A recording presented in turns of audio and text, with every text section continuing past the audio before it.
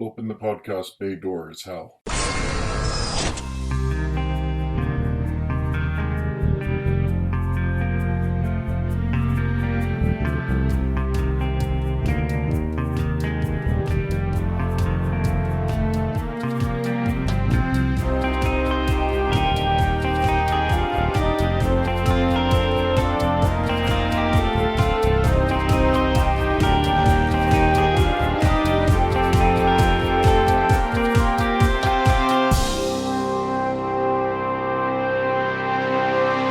Hello everyone, and welcome to episode 193 of Welcome to Geektown. I'm your host, Kurt Onstead. Originally, this was going to be the final deep dive episode on Agatha All Along, but unfortunately with illness taking me down most of Saturday, and me having to go to bed early enough to be coherent for my regular day job tomorrow, I was not able to edit my full conversation with Anne, so I'm splitting this into two parts. The main part of our conversation comes out now, with the last hour or so wrapping up the final episode of the show, and our overall thoughts will be out as soon as I reasonably can, probably in the next 2 or 3 days. Now, let's get started. As I mentioned last week, Joel had a medical procedure, and since his attendance was up in the air, I arranged for Anne, from the Loki Deep Dives, to come in for these final 2 episodes, and we'll start out hearing the prep she did to get ready for our conversation. And luckily yesterday I had a long drive there and back, and so I was able to listen to you and Joel talk about, do the WandaVision summary, which I was really glad to get. Yes. And listen to your episodes 1 and 2. Okay. For Agatha. Tragically, it was not longer in order to listen to more episodes, but, you know. I will note, I saw episodes 1 and 2 3 times each. I saw episode 3 twice. And then 4, 5, and 6, I only saw once. And then 7 was twice, and then 8 and 9 are twice. So okay. It's so this weird dip pattern. The 1 and 2 were like, okay, we're introducing this to somebody new. Right. Okay. I wanted to watch it for myself, and then like, oh, Amanda needs to see this. And so we watched it, and then I'm like, I bet I can drag my husband in on this. So my husband and I watched it. So yeah, that's how that worked. So I'm taking it you enjoyed the show for the most part. Oh yeah. Yeah. I ate this baby up with a spoon. I currently have 2 versions of The Ballad of the Witch's Road on my music. Mm-hmm. There's now finally a witchy business playlist on my iTunes, which is a gathering of several things I've said, I need a witchy sound, a playlist. I need to get the cast recording from episode 4. I have Lorna's version and the chant version. But, okay. Yeah, but not the cover version. Yeah, not the cover version. That's how they call it on YouTube when you look for it. So, which makes sense. And we'll have a new version to talk about in this episode. Yep. But for now, we should start at the beginning of episode 8. Yes. And before that, of course, we always get our previously on, which is the closest thing we've gotten to an actual recap of the show. Mm-hmm. It's not one of those previously ons that's very focused on this character or this character. It's actually a bit of a recap of what has happened so far. Which makes sense when you're hitting the penultimate episode that is likely, though not guaranteed, to contain the final conflict, essentially. Yes. Joel has been saying throughout this discussion that he had read somewhere that it was 8 episodes and a bonus episode. Yeah. Basically. It's 8 episodes and a coda. Yeah. This episode 8 feels like the finale, and episode 9 feels like a wrap-up, which I think is better than what they've been doing in previous Marvel shows, which is the very last episode is everything all at once, a finale and a wrap-up. But I still felt a lot of the rushing in this episode, unfortunately. Yeah. I think they still are working out that pacing issue of making this feel like it's not story. Oh god, the ending. Oh crap, we're out of episodes. They only gave us money for this many, oh god. Yeah. Well, and I think they've also listened to criticisms of other series, not necessarily just Disney series, but that have talked about this is a 10-episode show that should have been 8 episodes. That's somewhere towards the middle, it drags. I hear that about a lot of Netflix shows, and I'm not sure if that is a Netflix problem or if it's just that, or I happen to listen to things about the shows that are on Netflix in a greater number by sheer happenstance. I don't know. Right. I think it's an issue for most streaming shows. Yeah. I think what they really need to do is get a few BBC people over to say, hey, here's how we do 10 episodes. We've been doing this for a while. We've been doing this since the 50s. Give us a moment. Bring me a cup of tea. Well, you say that, but like Doctor Who, have you ever watched the classics? Yeah. Those were huge seasons made up of 6-episode arcs or 4-episode arcs, but they were still like 20 some odd episodes per season, per series. Now, the recap ends with telling us Rio is death, reminding us of our big reveal from last episode, which Joel called from, I believe, did you hear it in the first 2 episodes, or did that come in like episode 3? It wouldn't have come in 3, because 3 was the... Right. Had no Rio at all. She wouldn't have even been discussed. But 4, right, so it could have come up in 4. That's probably 4, where he came up with it, with her crawling out of the grave. Well, there's that and the sound booth where right, yes, Rio... the bodies and yeah. So Joel called Rio as death. Good job, very Joel. Early. Yeah, I was very impressed when that reveal came up and turned out to be right. And so now we see Rio doing her job as the episode opens. Yep. We get Alice in the 80s cabin. I like the touch that she's wearing her actual clothes.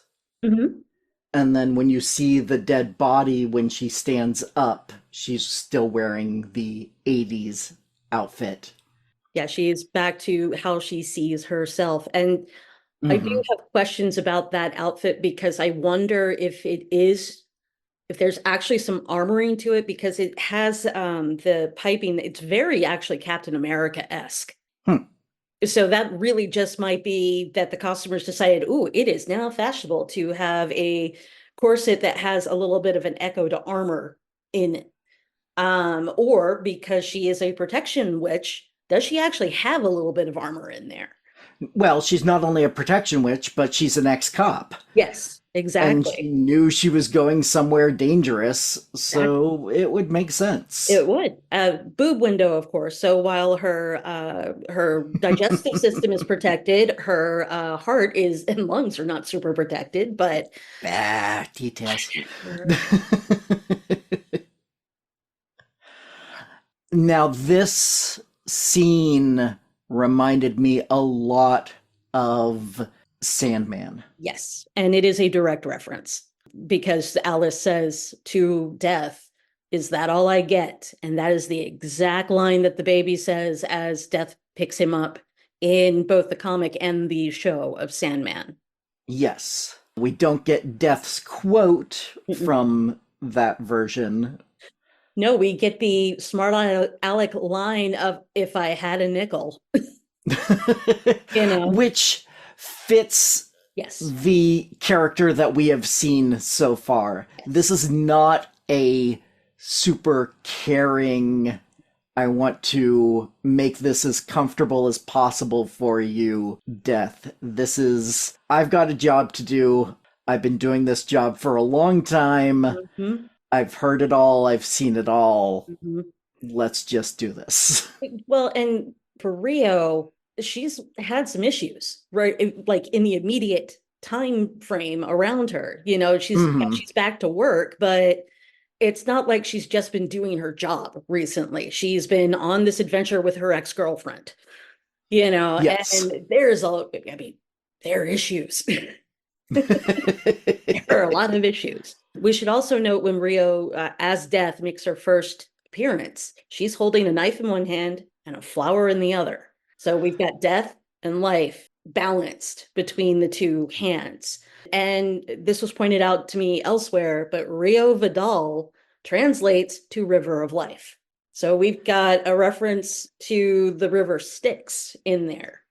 I've been trying to come up with some sort of anagram this whole time. And I was like, devil something. Nope, nope. No, no, no. Translate the Portuguese. There we go. Okay, that makes a lot of sense. Actually, that might be Spanish, but I think it's actually Portuguese. But anyway, something from South America, which I believe Aubrey Plaza has some actual ancestry to, because her character on Parks and Rec also did. Okay. With her skin tone, I would not be at all surprised if Yeah. she had some Latin ancestry. But Alice eventually walks through the door Mm-hmm. with Death into the unknown. And I love the green mist that they use Mm-hmm. as the effect there. She is the Green Witch, as we've Mm-hmm. learned, and it felt very appropriate. Yeah. It's very mystical, but not like over the top light at the end of the tunnel. Yeah. Well, it's emphasizing in this case, especially, that death and the Green Witch are the same, that death is about the cycle of life and rebirth Hmm. and death and life coming from death, and that full cycle of everything. So using a more pagan naturalistic symbolism instead of something that is usually more associated with like an Abrahamic based religion, Right. it's a very good choice for here. It helps push the audience into that much more pagan space. Yeah. It's much more witchy than Christy, Yes. to put it in as much simpler terms. Yes. And look, I'm trying to sound like I've been taking a couple of art history courses. I am insufferable at this point, and that is my goal. Oh no, that's totally fine. I am good with highbrow, but I also Excellent. want to just You need to include the translate it a lowbrow. little bit. Yeah. I also For my younger listeners. I also was recently hanging out with some of my witchy girls. I mean, like very literally, back in Yes. Boston and then in Salem. So this is all very at the top of my mind. I mean, I went pagan back in college, so literally over 20 years ago. So this is hitting points that have always been a part of me, which is why I am wicked connecting with this show. Wicked. Right. And overall, I think they are actually doing a very good job of representing witchcraft without representing actual practicing pagan, but also not ignoring practicing pagan. They're taking enough general stuff to make into real fictional practice. Right. It feels Without taking a specific exactly. practice and being like, we are laying this on top. There's a reference and borrowing, but not appropriation. Yes. Yeah. Yeah. Even though I'm not personally a pagan myself, I have been very pagan adjacent for much of my life, and I have been very impressed with the things that they have done in this show to keep it accurate-ish, Yeah. while still telling the story they need to tell. It feels real, it feels lived in, but it is not realistic. Mm-hmm. It's not trying to portray a real world community, but it is creating a community that feels very real because it's grounded in stuff that is actually done, whether historically or currently. Right. By the way, this is just for your patrons. Okay. Because I had, or maybe not, but Agatha is a Kierna. There are 5 of you who are going to understand that. The rest of you, it's okay. It's a long story. Don't worry about it. But for the 5 of you who understand that reference, you're welcome. Yeah. No, I totally get it. Yeah. And I can totally see that. Yeah. Joel and I have been talking about Agatha on the D&D alignment chart. I have heard. I think by the end, because again, I listened to you talking about the recap of WandaVision and episodes 1 and 2 of Agatha. I'm like, yeah, good, chaotic, good, neutral, good, or chaotic, neutral, neutral, good. I can see where you're going with all this. I think though the thing that sums it up is good, bad. I'm the guy with the gun. Darkness. And it's the good and the bad are kind of irrelevant to her. She's the one with the power. She will choose how to use it. And how to keep it. Well, let's get back to the specifics of the show. We cut over to Agatha, who is on the road running. Yes. And runs across her ex. Mm-hmm. Now, Joel, you missed this because you didn't hear the most recent episode, but Joel noted that you only actually saw 5 of the Salem 7 land on the swords. And so he assumed that the 2 flying beings would possibly make a final appearance. But we get confirmation that no, all 7 of them are dead. Were taken out by Lilia. Nice job, Lilia. If you're going to go out, that's how you go out. Oh, absolutely. Incidentally, the Salem 7, I think, were designed very much based off of Star Wars design for Dathomiri witches. Okay. Or anybody who followed the Clone Wars or watched The Acolyte or Ashoka, there are some very similar design elements to how the Salem 7 were put together and how the Dathomiri witches were put together. The coloration is different. Salem 7 are pretty much in all black, with some various shades of black to create layers. But it's a very similar design look. And you know what? I ain't mad at all. All right. So Agatha and Rio are having a pseudo heart-to-heart. And this is where Rio says that Billy is an abomination. Which makes sense from Death's perspective. Mm-hmm. He has broken the cycle of life and death. Yeah. And was Billy ever truly alive to begin with? That is a very good question. And it's something I will bring up later, too. Okay. Yeah. But we also go through that Death says there is a sacred balance, to which made me go, sacred balance? Sacred timeline? Yeah, we had similar thoughts. I have nowhere to go on this, but I do kind of want to say, okay, who's making this sacred stuff? In Loki, we knew it was He Who Remains. Right. Or Kang. But here, this is a very different setup. So it's somebody else designed this. Yeah. In the Marvel Universe, we have the kind of cosmology of who created what and all of that. Mm-hmm. There is a version of the Christian God who is just the one above all, who created eternity, who created the universe, All right. I doubt we'll ever see that in the MCU because it's getting too close to major religions that are Disney does not want to be offended. Yeah, Disney does not want to go poking at any godly bears one way or the other. Doesn't matter which one. They will go for representation nicely. I mean, the William being Jewish and his story starting off at his bar mitzvah, I thought was a really nice choice and a really good setup. Absolutely. And they'll make reference to it. There is only one God and he doesn't dress like that. That line. And it's very suitable to Captain America, too. I mean, that makes a lot of sense from his perspective. Yes, Captain America is the ultimate wasp. Yes. Now, when she says Billy's disrupting the sacred balance, she starts with another sentence of this walk with another woman's son on a road that doesn't, and then gets interrupted with a stop from Agatha. Now, I had kind of hinted at this earlier in a previous episode that Billy was somehow affecting the road, that it was all based around him and his idea of what the road should be.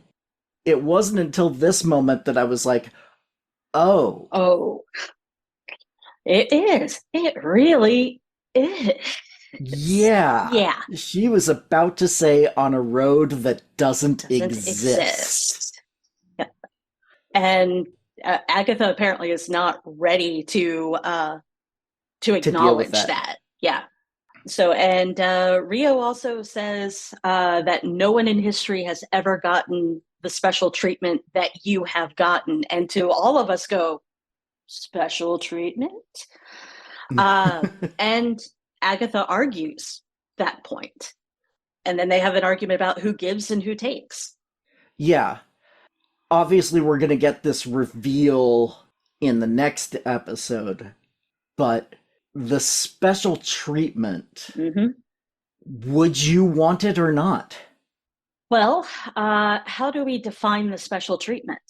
So we have to we're now going to start getting into bits of episode 9 because they layer over each other.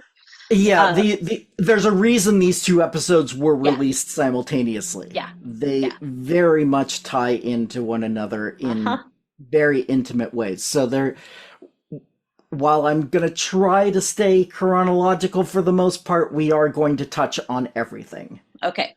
So, by the way, my notes have footnotes because of this. It's like, okay, but I don't want to talk about till we talk about, and then, so let's go ahead and talk a little bit about what the special treatment is. Right.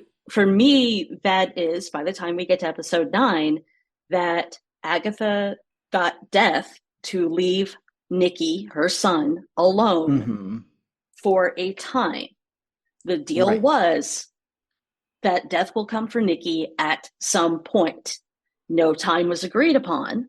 They never got specific, but that is special treatment.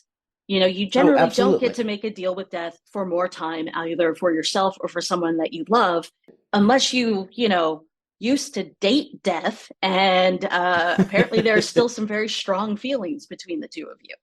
In episode 8, when Rio and Agatha are having this conversation, Agatha mentions that the truth about how Nikki was lost is too awful. And I don't know if too awful is necessarily the best way to describe it.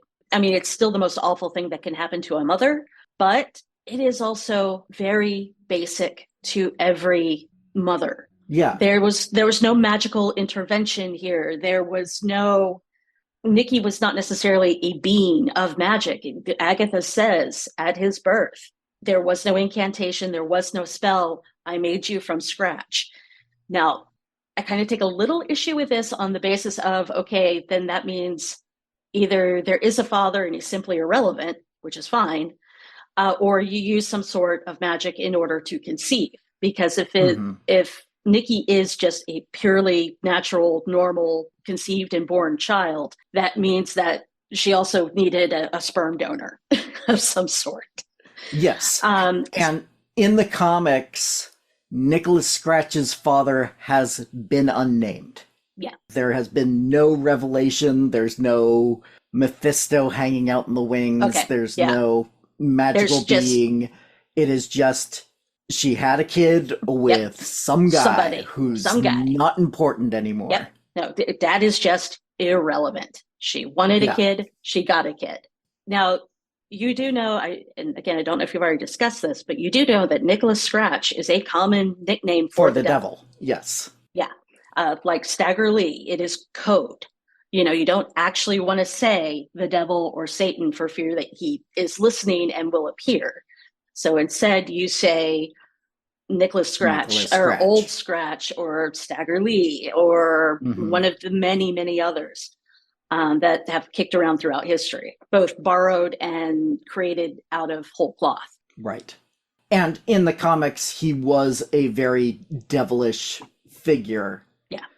I think I mentioned this in episode 2, that he is the son of Agatha, and then his children were the Salem 7 in the comics. And that they were absolutely ridiculous in the comics. Oh, so... absolutely. They were that 70s era. We weren't at all following any magical practices. So other than LSD. I think there might have been a lot of acid or mushrooms kicking around the Marvel offices at the time, which, great for your creative process, I guess. Yeah, going from those 1970s weird monsters to knockoff Dathomiri witches, good choice. Yeah. Oh, yeah, I agree. Yeah. Okay, back to Agatha and losing Nikki. That losing a child in childbirth is common, is normal, is mortal. Losing a child, especially in those days. Oh yeah, and losing a child, when they are still in childhood in the 1700s. So because episode 9 starts in 1750. Right. It's normal. It is common.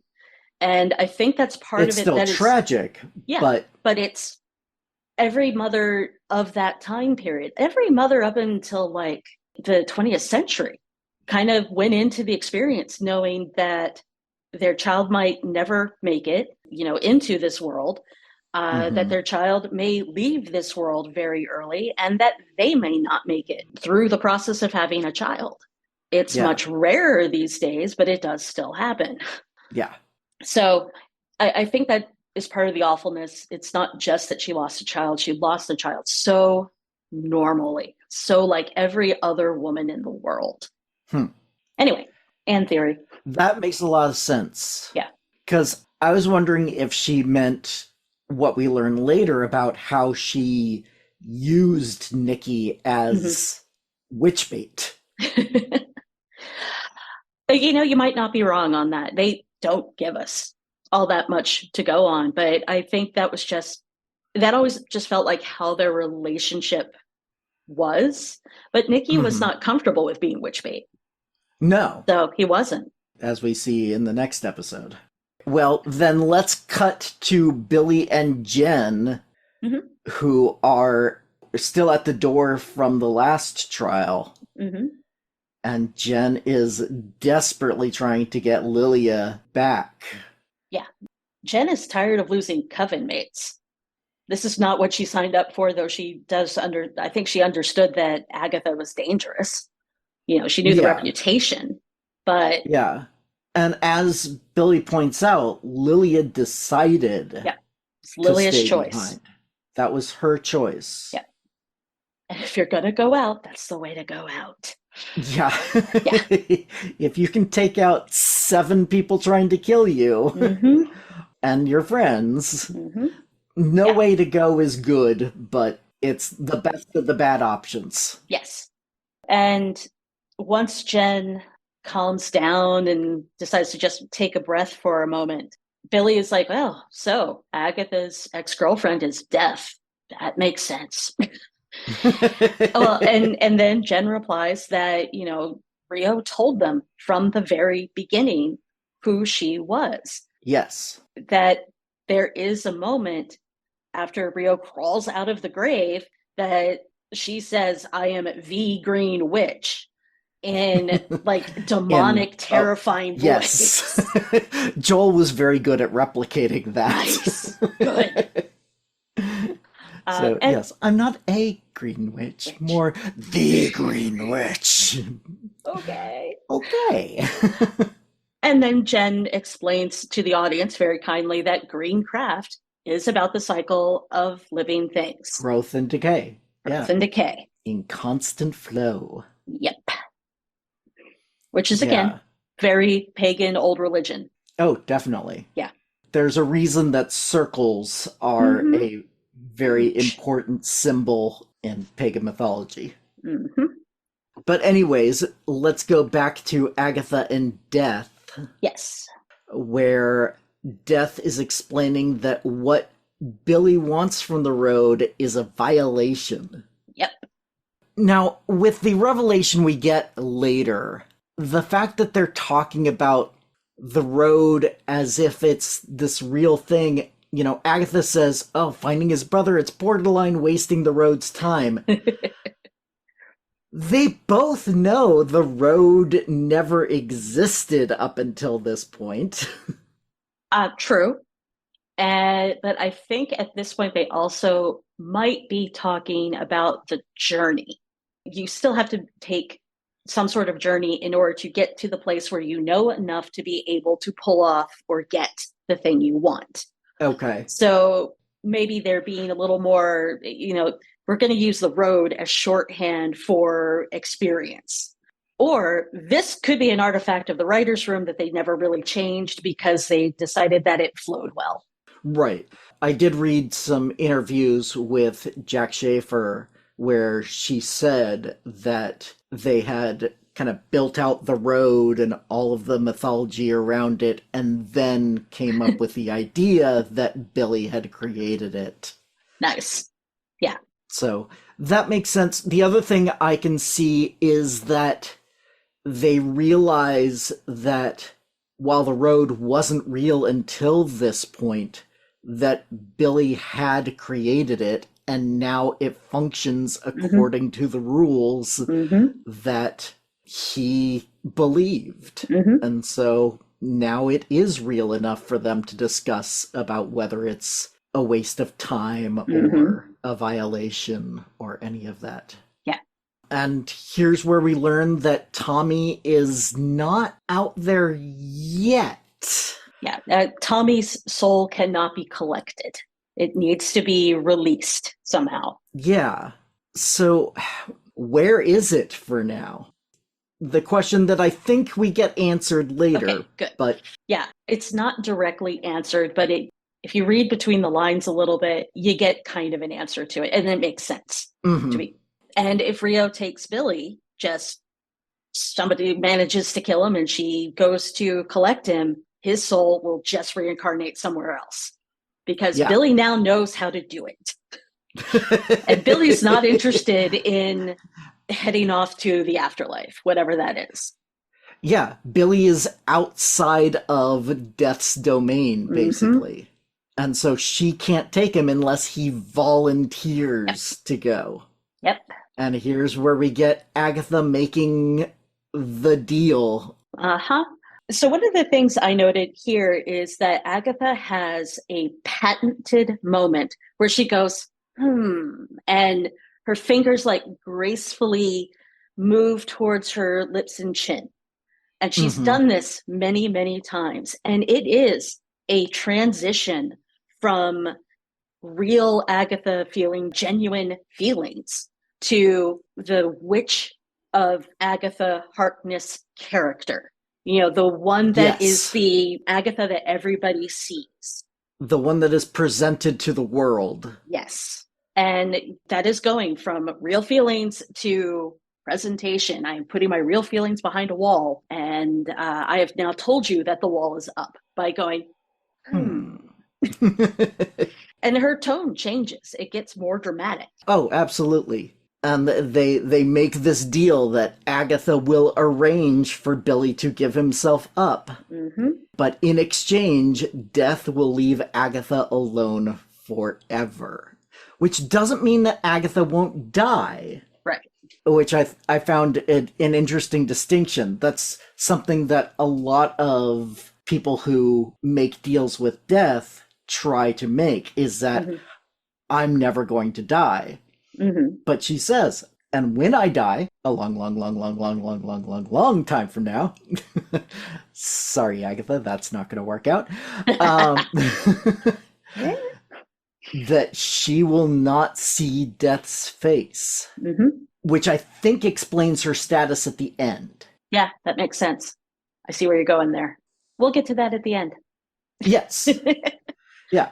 But Death agrees to it and then does something that I've seen in other shows, but this is the first time it was done practically. Yes. That I can recall. Yep.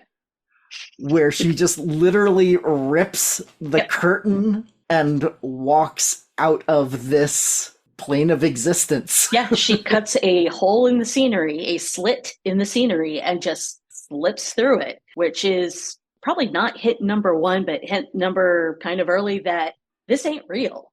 This is set dressing. Yeah. And they that makes sense. They did do like a large amount of the effects practically for this show. They built those sets. It's not digital. Oh, yeah. I saw some behind the scenes of one of the very final shots of the series and how it was done practically. They did a really good job on the production of this show. I absolutely loved watching this from beginning to end. The tangibility of practical effects is a very real thing. You know, there really is a difference from that you can feel from big CGI fests to these handful of things that are done practically. You know, and it's nice that at this point we have enough of the CGI technology that the practical effects can be done, and then you can go in and erase like the little things that help make it safe or functional. You can make sure you get rid of those wires. You can make sure that you hide the scaffolding that is keeping the performer safe. You know, but you can still get the performers. I keep thinking of Fury Road, where you actually had these guys on these bouncing sticks going from the trucks. They just had way more safety gear on than you can see in the actual movie. Right. And they were going, you know, maybe 10 miles an hour instead of 40. Exactly. But, you know, that is, I think, the level where things should be. But, you know, that's just me being highly opinionated about these things. Oh, you're not alone. And even, you know, one of my favorite YouTube channels is Corridor Crew, which is a special effects house that looks at VFX and reacts to them and says, you know, here's what they did right, here's what they probably didn't have enough time to do. Or enough money. Right, yeah. But a lot of times they say practical enhanced by computers is going to be better than computers alone in most cases. So Jen and Billy are discussing Agatha. And we get a discussion of a scene that I've learned was cut of how did Agatha and Death meet? Over corpses, I guess. And basically what Jack Schaefer said was that they didn't have enough time. Yeah.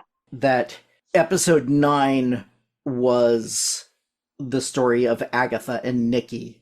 And how that relates to Billy. And if they had tried to add in Rio and Death meeting and their relationship. Yeah, it would have taken the focus away. I agree. Yeah. Yeah, it was a good choice. It's kind of fun to have that question out there. You know, at some point it'll probably be released and as a, you know, YouTube aside or our Marvel short. And I would love for them to do it as a Marvel one-shot, Yes. Yes.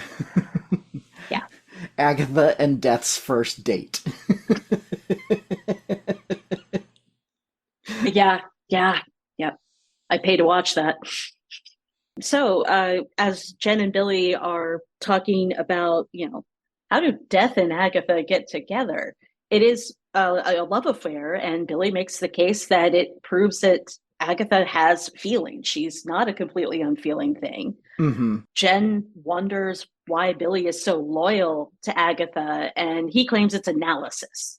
You know, Billy knows who he's dealing with. Mostly. It sounds like you disagree with that, at least partially. I think he knows what he's doing in the way a lot of teenagers think that they know what they're doing. Yeah. You know, that they've got information. They may have done the research and think they know what's going on, but he doesn't have the experience to back it up yet.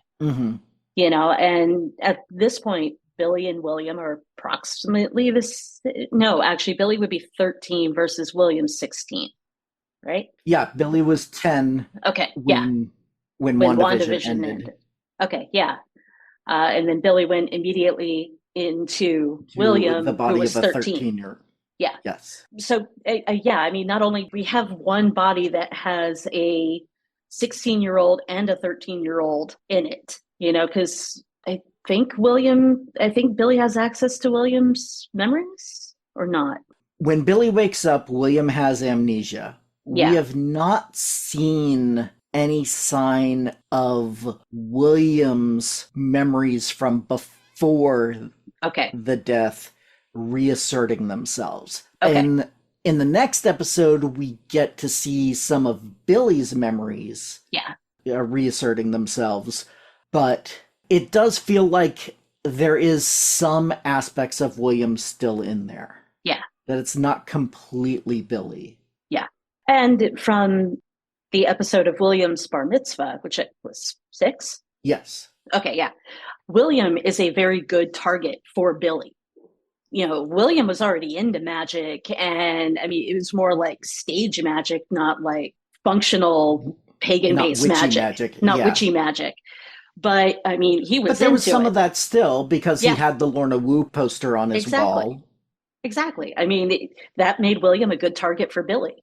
Yeah, that might be why not only did William die in the car accident, but grafting Billy onto William would have been a cleaner transition. Yeah. Billy might have had choices in the void. As Agatha says later, 120 bodies empty out every minute. And it's like, oh, wait, here's this kid, immediate vicinity, he's into magic. Cool. Yeah. Yeah, this is my guy. Not quite the same age, but pretty close. Close enough. Good enough. It's not an old man, either. So that helps. Yeah. Anyway, sorry, that was a tangent. Billy says he knows what he's doing, but he knows what he's doing like a teenager says he knows what he's doing. He has some knowledge. He doesn't necessarily have experience. Yeah. I love how his last line is, "I'm aware Agatha can never be anything but a covenless witch." Mm-hmm. Basically, it could have been followed up with, "She's right behind me, isn't she?" Yeah, sure. He summoned her. Good job. Ouch from Agatha. And now they have one trial left, they say. And Billy points out they have no Earth Witch. And then he says, so we're back to square one. And then Agatha trips over her shoes. And they're back at square one. Exactly.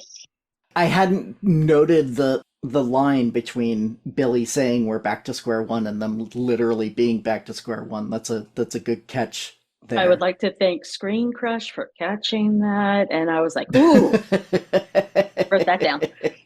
All right, fair enough. Citing my sources. Yeah, I do normally watch Screen Crush for stuff, but I don't when I'm going to do a deep dive myself. I specifically avoid Screen Crush and Fictional Darling and New Rock Stars and some of the other things that I will watch for, hey, what Easter eggs did I miss? Yeah. I'll go back to those afterwards because I don't want to just regurgitate. Yeah. And I know that I easily could. Yeah. And I would do the same thing, but my brain is not moving as quickly as I want. And I'm like, there's more to say. And sometimes it was, oh, that's a good point. Steal. No, wait, I'm citing my sources. It's research. There you go. But after Agatha trips on her own shoes and they talk about the road being a circle, which, again... Cycles, circles, here we go. Yes. But Agatha has a conniption. Yes, she does. Because now she knows this is Billy's doing, and now he's done it. She's like, why? And I love how he starts saying things, and she's like, shut up. If you don't know, stop talking. Yep. And basically, she's like, if you say something, it's going to happen. Yep. Stop it. Nope. Got a whole bag of Yeah. Whole bag of I do love the shot where Jen is looking over the shoes and specifically looks to her lost Coven sister's shoes. It's that moment of mourning is a nice touch. Yeah. And as she says, in a little bit, she's lost so many of them and she doesn't want to lose any more.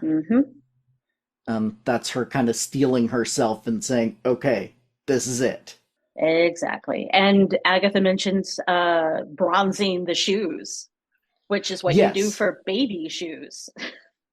Celebrating the new life as opposed to taking the shoes of dead women and bronzing them as a memorial. Just kind of weird, but okay. And of course, we know where this came from eventually. Yes. Yeah, I was going to say there is definitely a reference to bronzed shoes later. Yep. But Billy says, fine. The rules of the road said we have to take our shoes off. Well, screw the road. And he shoves his Docs back on. Again from Screen Crush. They pointed out the shoes are now the ruby slippers because the next place they cut to is Agatha's basement. Which has been turned into a morgue based off a Cybertruck. Yeah, it's this very cold, sterilized, mostly empty room. Yeah, it is. It's flat. The floors are like black marble. The walls are these steel panels, which turn out to be morgue drawers because all of them wake up in a body bag. I mean, we've all been there. Yeah. Those are weird nights, but... Yeah, weird nights. Mostly with the same people who will understand the Kerner reference. Yeah, it's true. Yeah. And I love the moment with Billy zips his way out of the body bag, Agatha zips her way out of the body bag, Jen's drawer pops out, and Billy's about to go help her out. No, don't steal her struggle. Nope. We've all got to do this. We all got to do this at some point. The hospital gowns, by the way, are weird. Because they are hospital gown design patterns, but they're made out of this beige, heavy fabric that's kind of like a knit. And I think if I touched it and stretched it, I think it would be a knit. And the seams are showing. They're rough seams. I think it also suggests burlap. So it takes it from like, this is actually a hospital to an otherly place. Now, if you were buried in a pauper's grave sort of situation. Yes. Especially in the time when Agatha was a young witch. You would have been wrapped in basically whatever was convenient and couldn't easily be reused. Burlap is a good option. I mean, a lot of times it is a more proper shrouding fabric, which... again, would have been rough woven and not very thick. Burlap also has been known to hold mulch. You know, before we started using plastic, it was burlap sacks that held mulch, but it also held harvested grain. Right. So I think we have more life and death kind of, we might be reading too much into this, but there might be some more life and death symbolism in there. And I think they chose the beige just because it's as sterile and flat as the rest of the room, but it's still a little more earthy. So if they had wanted to go completely sterile, they would have gone with flat white. But that wouldn't have worked for that scene. It would have looked too much like a hospital. Yeah. That would have had different associations with it. Kurt, you did realize you asked a costume designer onto the show, right? Oh, absolutely. Absolutely. I knew we would get a bunch of costume stuff, and when Rio shows back up, I hope you have a lot to say. I'm too busy swooning. I gotta tell you. Join the club. Anyways. Back to the sterile basement. Yes. And Agatha once again nails what the trial is without any sort of clues or anything. She's just like, okay, Green Witch, Mm-hmm. We've got to grow stuff in an impossible environment. Mm-hmm. Yeah, Jen notes that the grow lights or that the lighting are grow lights. Yeah. But that is the only implication of, hey, we need to grow something, but it is time to do the Green Witch. We've gone through the fire, the water, and the air, not in that order. But yeah, it's time. They have personal effects in their body bags. Agatha's brooch and Billy's book and Jen's unknown. I did not. Yes. Yeah. I couldn't catch anything specific either. Jen never had a object that was directly associated with her. So I think they're just like, yeah, okay, we're just going to move on from there. Yeah. Because that is not what matters here. And when Agatha puts the brooch on, you see her visibly relax, and it's like, oh, okay. All right, now that's better. Yeah, that is something she freaks out when she doesn't have. Finding the brooch in the woods in episode 1 is like the first tip of Agatha or of Agnes realizing Agatha. Yeah, but even when she puts it on in episode 2, I think it's not as dramatic as it is at this moment. I think at this moment, things are just heightened more. And she's just like, okay, now I have the thing. And what's inside the locket has been brought to the forefront of her mind. Mm-hmm. It is this thing that I need to have. I know what's in there, but now she's feeling her feelings on the subject. Yeah, I completely agree. Meanwhile, Billy's object, his token, is all messed up. I can't tell if it's charred or dirty or got wet and smeared. What happened with it? It actually seems to be a blend of all of it. It's just like it, but it looks like things were ruined one at a time, kind of specifically. It wasn't just we wrecked the book like this. It was something scribbled, something blurred, something dirty. I didn't get a very long shot at it, but that's weirdly the impression I have on it. But anyways, he tosses it back into the body bag. And that's when their drawers slide back into the wall, and now the timer starts. Those lights going out, it's much less subtle than the timers and sand clocks and such that we've gotten up until this point. It is literally getting darker and darker as time runs out. And this is where Jen's resolve that we noted earlier gets put into words, as she says she wasn't able to save Lilia. She didn't even try to save Alice. God damn it, I'm not going to let you two die on me. Jen has become a leader. I mean, more and more over this journey, she's letting go of the shallow Jen Kale persona and just literally identified her as the High Priestess in episode 2. And while that was the card that represented her in episode 7, that was not the wrong answer at all. Right. Joel and I didn't realize the tarot connection until episode 7, even as we had noted all the other tarot cards that you mentioned. I think my first thought had been that Jen had been a high priestess of some coven at some point. But once we got to the tarot episode, I was like, okay. This is fully symbolic. And I think it's predictive. That Jen will become a very powerful witch and leader of the witch community. As Lilia points out, she is the path ahead. She is the future of witchiness, possibly in the MCU. We'll see if Jennifer continues to show up. And I will give a nod to Disney for the casting here, because I cannot remember her name. Sashir Zamata. Thank you. Sashir Zamata. That is what I thought it was. And then I was like, no, that's wrong. But no, it wasn't. Sashir Zamata.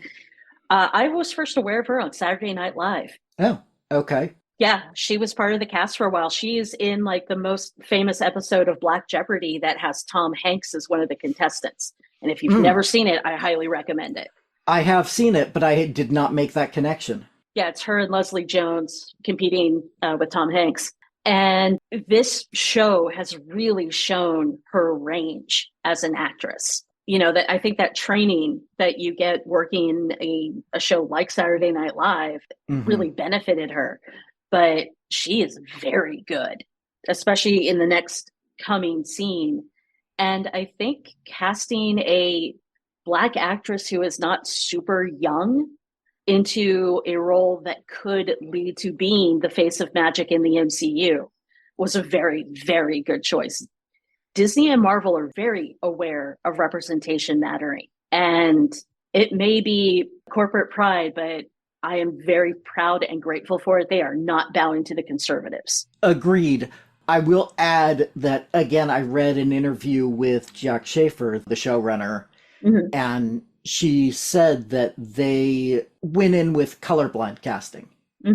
In the comics, Jennifer Kale is a white woman, but that's not important to who her character is. Yeah. And the fact that they cast a Black woman makes this next scene even more powerful, but they didn't seek that out either. Yeah. It wasn't on the casting list when they started searching for actresses to fill the role. Right. Yeah. Alice, because again, I heard about you talking about the woo of Hong Kong, and that's where they got Alice from. She would have probably specifically needed to be an Asian actress. Right. But otherwise, yeah. And I mean, when you can get Patti LuPone, you get Patti LuPone. Oh, absolutely. But anyway, that's just me being a very proud liberal and going, yay, representation. Yes, agreed. The witch pagan space is a space I feel, as a white woman, very well represented in. I'm very glad to see it widened. Yeah. So let's talk about what happens to Jen here. Oh, this is rough. And it needs to happen. And it's beautiful. Oh, it's so good. So this scene is so well done. It's so visceral. Yeah. She happens to mention that she was in Boston when she was bound. And she was bound by a doctor who had no magic, who was not a witch. Yeah. And then all of a sudden... We learned that from a previous episode. Yeah. But the fact that she was in Boston, Agatha's like, oh, wait. And she tries to go, oh, nothing. And pushes her and like, yeah, that was me. And I did it for the money. The good news is that means we can solve this problem. Absolutely. Now that Jen knows who's responsible, she can do the unbinding ritual. Yeah. That doesn't mean she ain't pissed.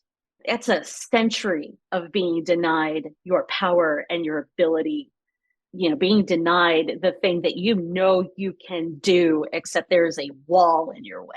Although, if it's been a century, that means at least some power is still around, because she's still alive and looking the age she is. Well, she is a potions witch.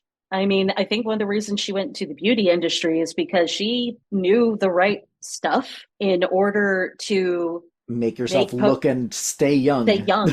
Yeah. Yeah. They do not discuss how the long life of witches works. No.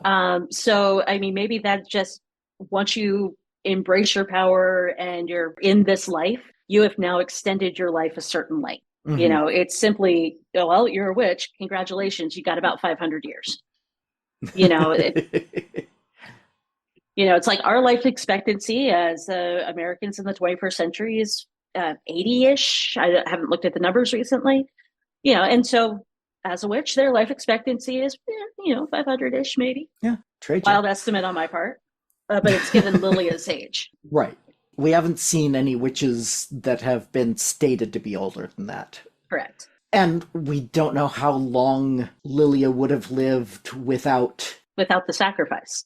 She did not die a natural death of just old age or disease. She died a dramatic death of personal sacrifice. Yeah. So, swords. Yes. At least 10 of them. So, the unbinding ritual, it reminded me very much of another witchy pop culture property that gets referenced in the next episode. Mm-hmm. The Craft. Mm-hmm. And you can pick up a spell book of some sort from a common bookseller and you will find some binding stuff. It comes with a lot of warnings. It's like, you don't do this to another person necessarily. But it can help protect you if you need protection from something. I guarantee there are probably a lot of ex-boyfriends who have gotten some sort of binding ritual done around them in order, because the girlfriend, the now ex-girlfriend, feels kind of threatened. So this has grounding to it, and a lot of times the hair is used or some sort of body deterrence. Yeah, something that physically connects you to that person. Yeah. So yeah, but Jen pulled out a chunk of Agatha's hair. Yeah, that was not small. Yeah. I I had that happen to me as part of a bike accident. Oh. And that is painful. That is not just a single pluck. That was that was a lock of hair from the root. Yep. And wrapped it around Agatha's wrists to actually worked for the binding, and "you hold nothing" is all she chants. And she goes through so many emotions through this. I mean, she starts at rage, she gets to sorrow, and finally at the end, she gets to a state of realization and release. Yeah. You know, that binding is undone. She can feel that. It's almost like the stages of grief. It is. Yep. And so when she gets to acceptance and release, the knot between them just kind of disappears. Yeah, falls away. And Jen gets her powers back. Yep, she gets her pink. Yes, I did note the color. Jen's telegraphed the color the entire time, and that is direct from various magical practices that pink is for healing. So it makes sense for the potion witch and the lady running the bougie beauty store to be using pink. Yes. Yeah. And with that, I mean, as she's getting that pink around her hands, again, she's going through all the feelings. You know, that's the joy, the elation, there's the sorrow of the time lost. And then it's, okay, it's back to living my life. She's just gone. She's just gone. The road gave her what she was missing. Yep. Good job, Billy. Yay! Now we have Agatha trying to find her own way out. And she says, hey, I wanted power. You've got power. Just blast me with it. Juice me up. But understandably, Billy is not ready for that at all. He does not trust her. Nope. And that's, I mean, it's a lot of trust. You know, because I mean, what she does is drain witches of their power and uses it. And we saw her do that with Alice. Exactly. And Agatha has said that she takes power from the undeserving. And Billy certainly doesn't think he's undeserving. And I feel like that's been a justification that she has, especially when we get to this next episode. How do you count all of those women as undeserving? Joel, in our discussions, again, we've been using kind of the D&D alignment chart for discussing Agatha's morality, and Joel has been pushing to put her on the good part of the spectrum as much as possible, and I just don't see it. I don't think Agatha is good. I don't think she's bad. I think that she is in between. Good, bad, I'm the guy with the gun. I think she's selfish. She's self-centered, at least. You know, but, you know, her coven turned on her. We don't know precisely why. Well, it was forbidden knowledge is why. Which brings about the question, why is knowledge forbidden? Should knowledge be forbidden? There's a lot of questions that can be brought by that. And if you're a rebellious, not teenager, but young person, yeah, you're going after the forbidden knowledge.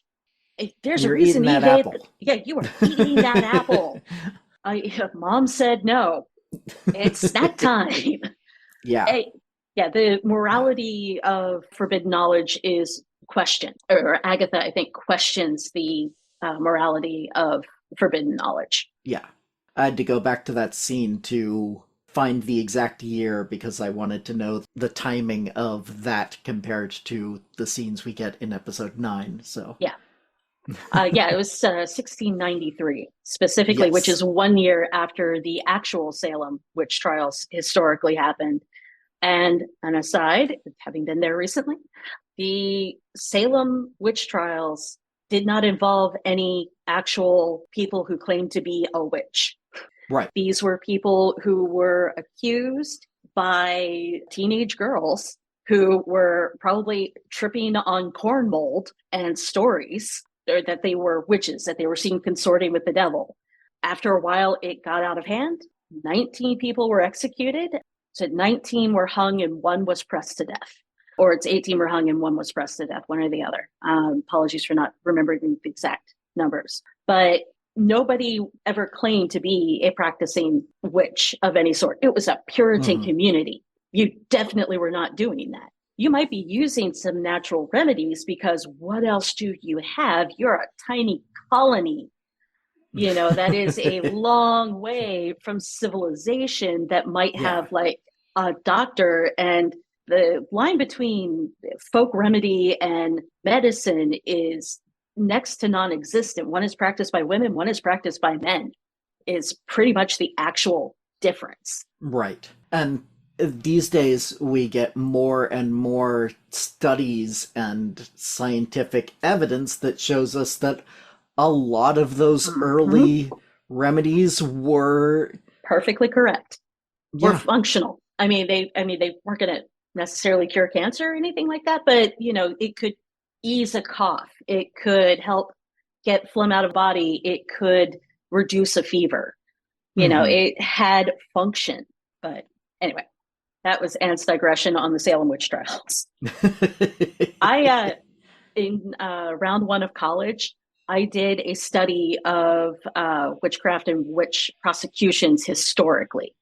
So I know a lot about the burning times in Europe, which is basically like 200 years of trials and executions throughout Europe. And then in the Americas, we never burned anybody at the stake. We were big into hanging.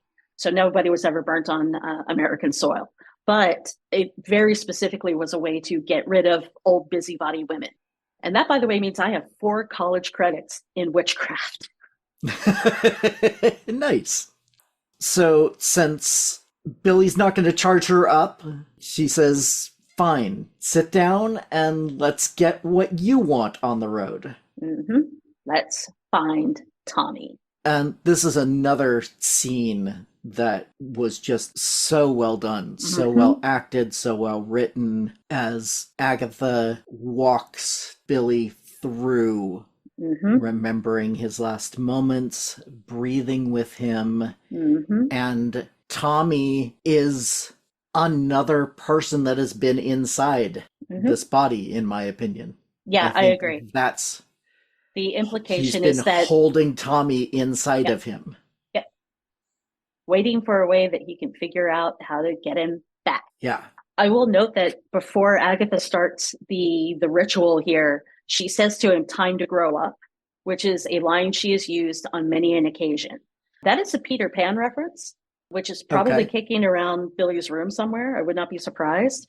But it is a lot about Agatha trying to harden Billy to do what has to be done to survive. This is not just child fun, play, magic. This is real stuff. It is hard, and sometimes people do not survive it. And you have to do the hard work in order to make things happen. In the Marvel Comics, they started doing this recently. They've really played into magic has a cost. You don't just get free power. You are making a bargain. You are trading something for that power. And so even someone like Doctor Strange, who is the Sorcerer Supreme, or in the MCU, Wong is the Sorcerer Supreme. That role, that title, and those powers come at a price. And that's what Agatha's been trying to drill into Billy. Also, Peter Pan opens with, I can't remember the exact wording or scene, but the theme is childhood is over the moment you know you're going to die, which is a line that is in The Crow, but it is directly from the beginning of Peter Pan. So having death be this very literal presence, it's like you need to grow up and understand this is coming for you at some point, and it always comes at some point. So anyway, back to the spell. Yes. Back to giving Tommy another spin around the dance floor. Agatha grabs Billy's head and says, you can't keep him. Yep. So find him a place. And Billy goes through the process of remembering lines specifically from WandaVision. And one of the ones I picked out is Wanda saying, "Boys, thanks for choosing me to be your mom," which has implications to me that Tommy and Billy were not just created by Wanda, that there was something out there that attached to Wanda because she wanted children and they wanted to exist. But that is pure Anne theory. I don't have any evidence necessarily, but... Yeah, that makes a lot of sense and could set up mysteries for future MCU projects, because they have avoided the Mephisto of it all. Yes. Which is where Tommy and Billy's souls came from in the comics. Ah, okay. They were literally pieces of the devil, given form. Now we see bits and pieces, we see flashes of the boy that will become Tommy. And it's a nice touch that his outfit is the pale green of Speed's costume. Which goes back to Quicksilver's original costume, was also green and then became powder blue. Yes. Not sure why they made that change, but... Cost of ink, and that is a pure guess. Blue is a primary color. Green takes 2 colors to make. Yeah, but there's so many characters that have green in their costumes. Yeah. So... green is villain coded and blue is hero coded. Also true. Yep. And Quicksilver started as a villain. And then became a hero. Yep. So it would not surprise me if I went back and found that transition. The transition was when he became an Avenger, or shortly thereafter. Makes sense. Yeah, and Billy points out that who that boy is somebody who is unloved. Again, it's Billy finds a good body for Tommy. It seems like Billy found a good body for himself. Yes. Yeah. Unlike Billy, Tommy doesn't have the connection to a family. So at least that complication is one that he won't have to worry about. Yeah. But God, when Billy asks if he's killing this boy for his brother to live, I was just gut punched. Well, and the line that follows after Billy vanishes is, sometimes boys die. And I mean, we know Nicholas Scratch is dead, but we don't know until the next episode that what happened. Yeah, that's just the way it was. Yep. Sometimes boys die. My theory was, back in the 80s episode, that she had accidentally sucked Nicky dry. That she had taken his power at some point and accidentally gone too far. Right. Because we have that line of "Mama, stop." But no, sometimes boys just die. So for me, it was like a gut punch of, am I killing this boy for my brother to live? And then it was a different kind of pain for her response. It was more like a knife cut. Mm-hmm. And it felt like she was acknowledging this. She was finally coming to terms with his death. And so it was a knife cut in the way that opened up a wound that was infected and you're starting to heal. drain it. And that also goes with what comes next. It is the draining and the draining of the trauma, the processing of the trauma that allows us to go into the next phase. The spell with Billy caused a crack in the floor, which means now she has dirt. And she opens up the locket after saying, sometimes boys die. We've got a lock of hair, which is, keeping a bit, especially a bit of hair from a lost loved one was common practice for centuries. Heck, it might still be. I would say it still is to a certain extent. And underneath the hair, you have a dandelion seed. So there we go. We have the seed. We have some dirt. Now all she needs is water. And she realized she's feeling enough feelings to cry. Yeah. And there we go. We've got some water. It's a little salty, but we have it. So she plants the seed. And as that last light is flickering, the flower grows. Mm-hmm. And then the lights return, and then the room immediately starts to collapse on her. Yep.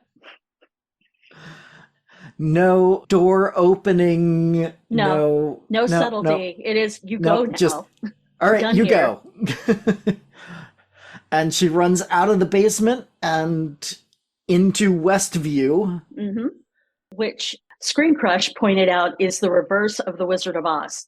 Because in the Wizard of Oz, they're going into the cellar basement as the tornado is coming, because as Agatha comes out of the cellar, there is this storm raging. Yes, a giant green storm. Uh-huh. Death is here. Uh-huh. And Agatha still doesn't have her power. Nope, no power whatsoever. So, with no power, and Billy didn't surrender himself, so Agatha's coming with you. Yep. And there is that moment of the residents of Westview watching the storm come in, and all of them are going, oh no, not again. They are my notes. Go ahead. My notes say, we see a few townspeople collectively crapping their pants. Yes. Figuratively. And for me, it had the pot of begonias in Hitchhiker's Guide to the Galaxy, which say, oh no, not again. Yeah. But Agatha looks up to the moon, notes it is in the fire phase, crescent, which pulls her thoughts to Alice, which pulls her thoughts to protection magic. Yeah. The positive thing I will say about this fight, because for the most part, meh, Agatha takes everything she learned from her coven. Yeah. She starts with the protection circle. Unfortunately, Death just blows that away. Yeah. And calls her a coward, which then goes, oh yeah, when she calls me a coward, hit the deck. So she learns from the divination, and then when the tree root whips out at Agatha's ankle and she falls down, she takes some water from the hose and chants under the moonlight to try to recreate Jen's healing water. Nice. I didn't catch the water. I did catch that as Agatha hits the deck, what Rio throws at her is the kitchen sink. The kitchen sink. Yeah. Nice touch, guys. Yeah. Threw everything at her and the kitchen sink. Kitchen sink. Also, the vines have been called out as an Evil Dead reference, which is interesting in that Doctor Strange 2 was done by Sam Raimi. And boy, when you get to the second half of that movie, it's a Sam Raimi movie. Oh, yes. And the part of Agatha's ankle that Death cut was the Achilles tendon. That's why Agatha can't just get back up. That's actually a major injury. Yeah, if that gets severed, you basically can't move the lower part of your leg. Yeah. And Death is calling out to Agatha, why don't you want me? Which this isn't a normal Death collection. This is a lover's quarrel, absolutely. And why don't you want me? Well, you're Death. It was Well, fun but that didn't stop her before. Yeah, but she was younger and dumber then too. There seems to be kind of she realized that there's a cost. And like she said, well, we get this later in the next episode, but in chronological order, as she said much, much earlier, if you take Nikki, I'm going to hate you forever. Yep. And she did. She gave her 12 years, but she still took him. Yep. I will also note that when Death binds Agatha with the vine, it is to a garden stake that's got some greenery around it. So we are back to the burning at the stake imagery where Agatha's chronological journey with us starts. That was a very complicated way of saying, 1693. Yes. But thankfully, Billy shows up before Death can kill Agatha. And now I find it interesting that his telekinesis doesn't have any visible effect to it, like his mom's does. She has that red energy that moves things around and pushes them, and his just sends Death flying. There is no blue other than to it around his hands as he's... Which may speak to how Wanda's powers were developed. She was not raised in a healthy environment. They were pushed on her. And therefore, she might have had the training or the encouragement in a positive or negative way that they wanted to see the target as well as the power. Or she was never comfortable enough to just make things go whoosh. Billy has embraced his power since he realized he had it. There was a little resistance at the beginning because he could hear people's thoughts. But by this point, he's gotten the hang of it. He wants this power. Yeah. I mean, he shows up in his full, nearly comics accurate Wiccan costume. There's little details here and there. The main thing is the crown. In the comics, it's more of a silver headband kind of thing. Really wide one, too. They've decided to do a very uniform design on the colored witches' crowns. Because Wanda's has always been very red. And while it has a similar shape to the comic book ones, they've cut down a lot of the stuff. Basically anything below the jaw, they've gotten rid of. So it's just a frame of the face. But it has all that lovely swirling detail, which is also in Rio's crown and also in Billy's crown. Billy's is a little more like a straight up diadem. Straight up. And there's one other crown that we have seen, which was Agatha's mother. Oh, really? What was Agatha's mother's? Do you remember what it looked like? I believe it was also blue. Okay. Because if you remember, they shot her with blue energy when they were thinking they were going to kill her. That's interesting. We also have Rio's crown that she wears as a crown on her head. It's not a headband. It's not a framing device. It is a straight up crown. Yeah. Hers is interesting looking. It is very similar, from what I could get. It has a very similar shape to Wanda's, except it is denser and smaller. It's like if they constricted it. And it is worn directly on the top of the head with, if I remember right, the opening facing the back. So it's a solid crown in the front. And no, actually, I'm wrong. I'm absolutely wrong, because it comes down onto the forehead with and points down into it. Yeah. Sorry, I'm doing this from memory, which is a terrible idea. But yeah, I mean, it is a very similar design to Wanda's, but it is worn straight up as a crown, which is also nice when she's got the veil over her head, because that allows the veil to have someplace to sit. Right. So again, with reading some interviews, the costume designer had a very nice detail that you can't see unless you basically freeze frame at just the right moment. But the outside of Billy's cape is very much in the same sort of pattern and style of Wanda's full-on Scarlet Witch outfit. Nice. The inside of the cape is Vision's cape. That's nice. That's very Yeah. nice. I noticed that the fabric of Billy's cape had a texture to it. I didn't identify it. But yeah, that's nice.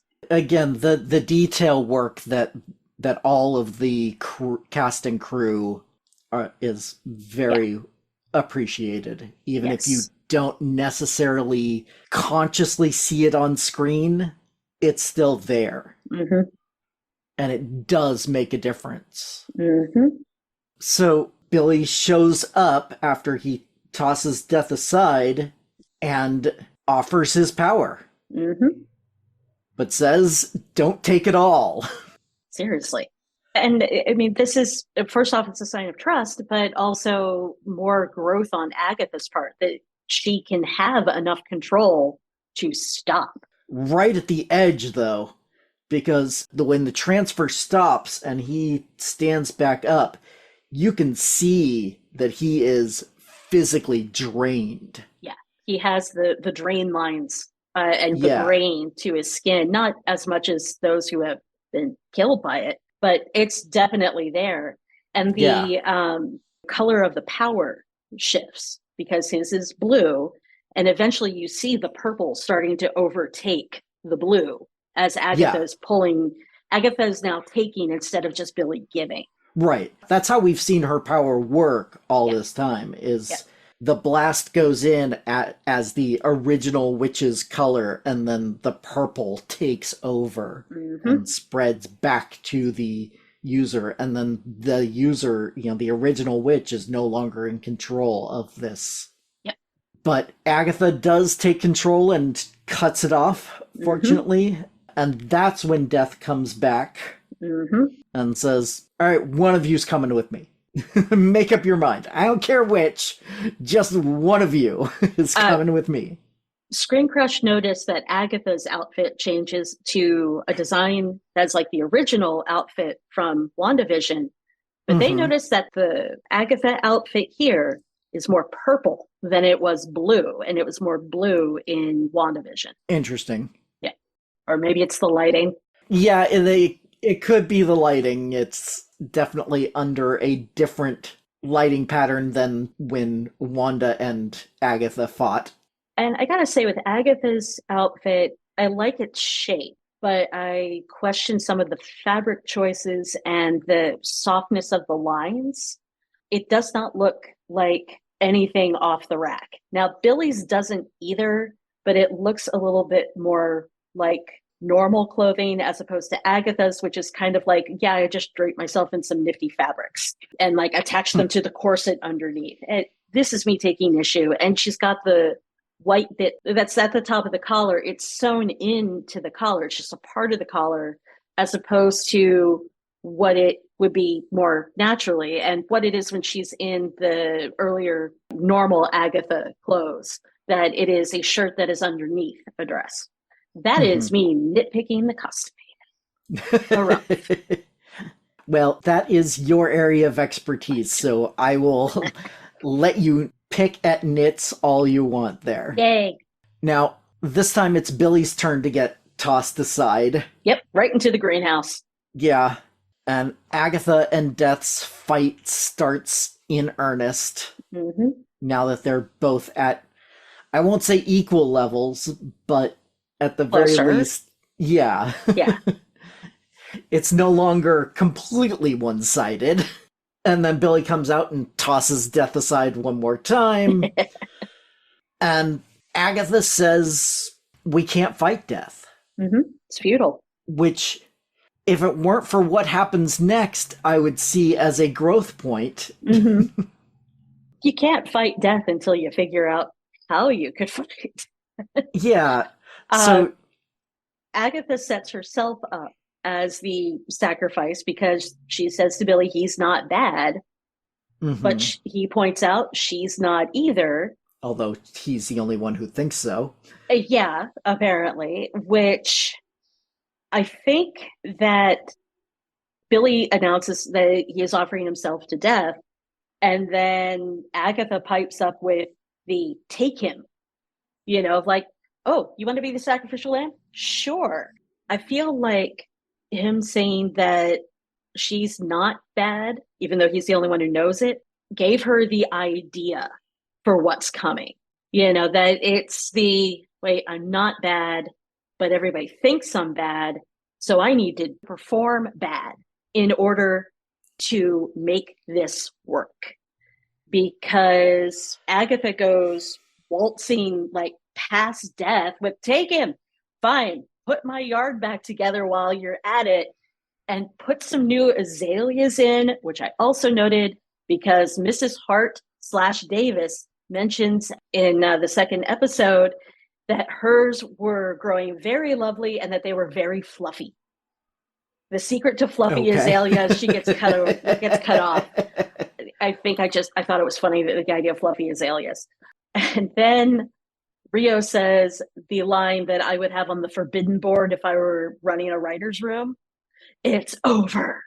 So let me ask, when Agatha says, fine, take him, he volunteered, do you think she's being serious at that moment? Do you think that is her intention? Nope. See, I didn't buy it do, for a moment.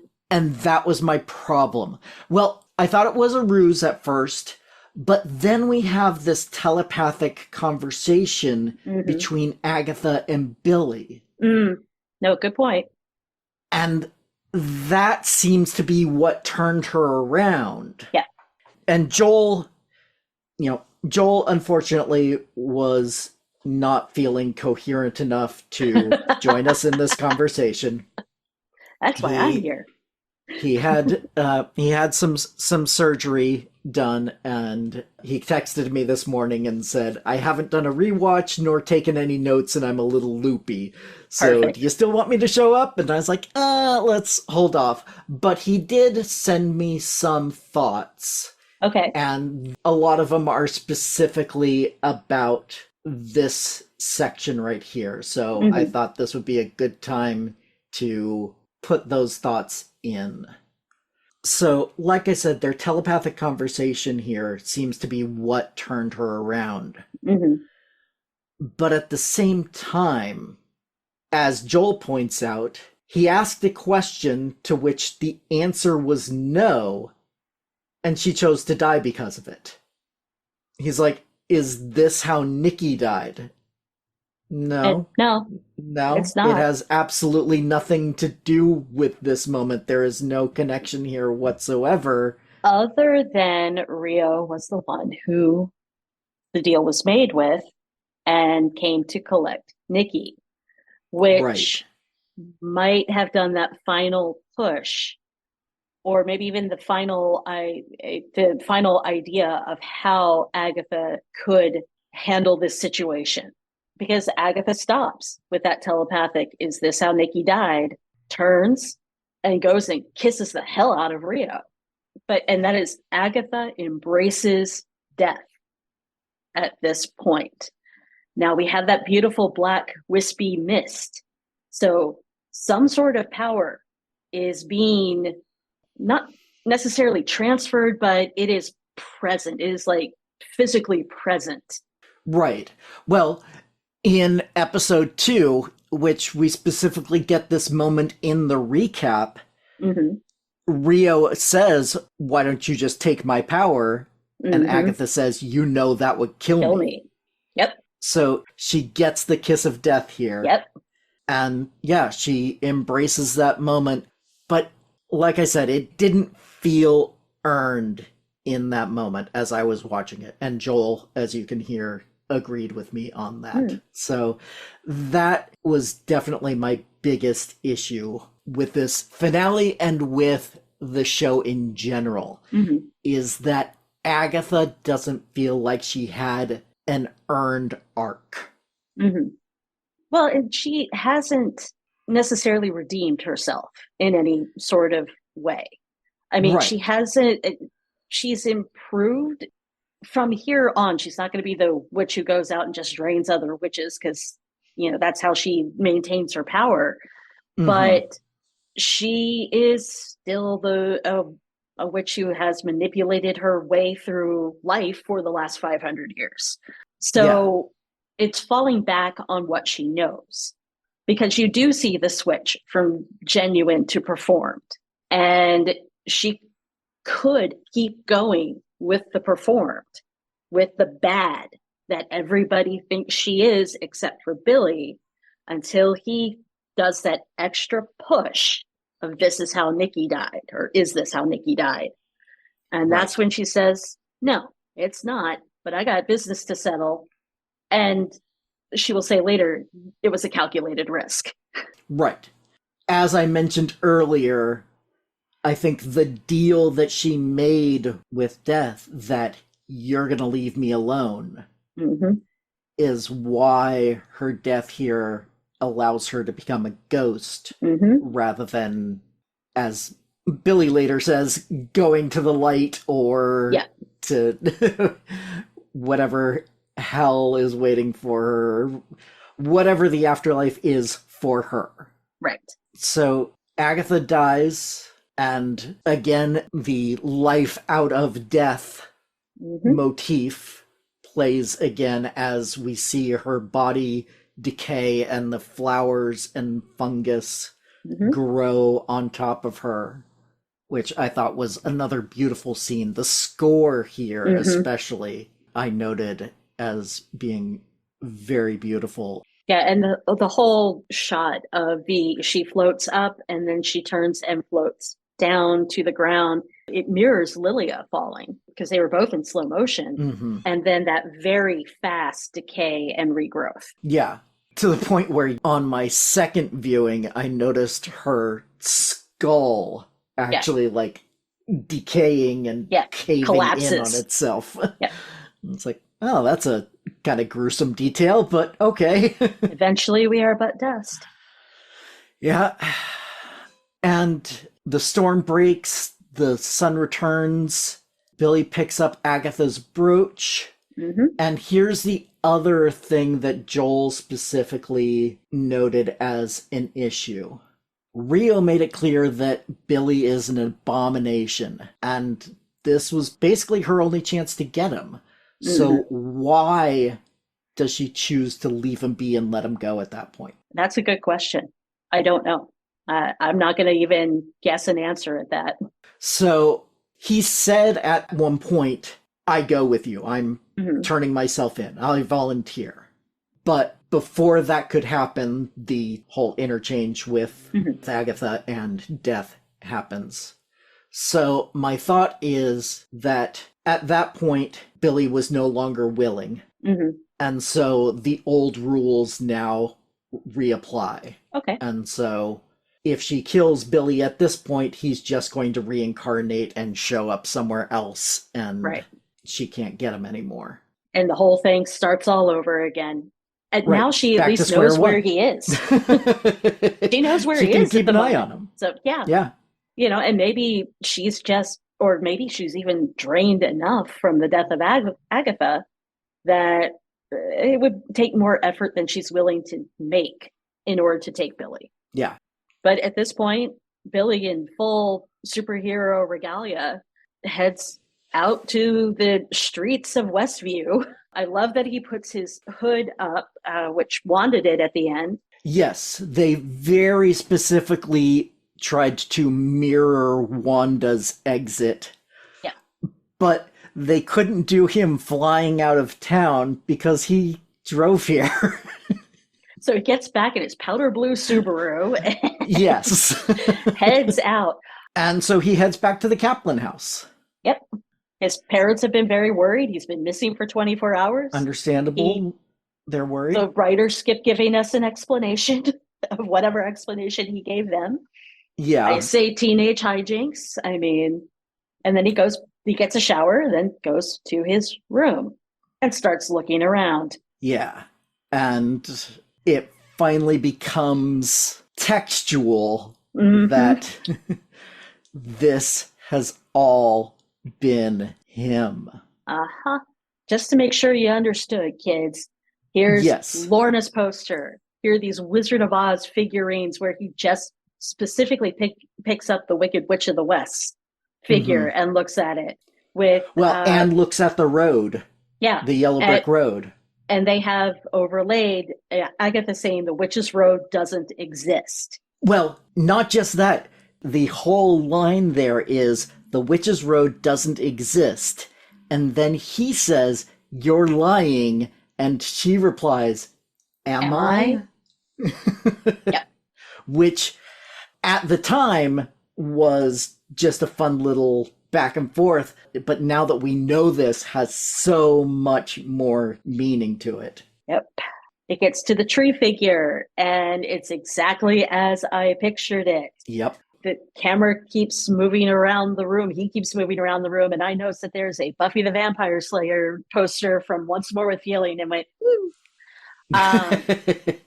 But he goes to this mobile of fall leaves, which that is what the road was made of, was these golden leaves around the woods. And he has Lilia's voice saying, "You are the magician. You have enormous potential and the will to turn your goals into reality." And that's when it hits him. Yes. That, oh, wait, I did this. Because he finds the painting that Agatha said was from his vision board. He finds the Ouija board with the voiceover talking about, "You Maximovs are so dramatic." Yeah. He picks up the shoes, little shoe figurines. The bronzed shoes. And "You are so much like your mother. You have a tell." Uh-huh. And then we hear a mysterious laugh. Uh-huh. Followed by... Boo!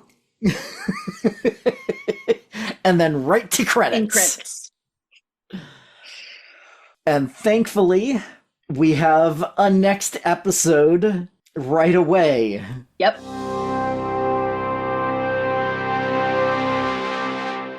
As I mentioned up top, our discussion of that next episode will be coming out in the next few days, although patrons can hear the full 3.5-hour talk covering both episodes right now, and it's only $1 per month to access that, as well as other additional audio and scripts for all the written episodes.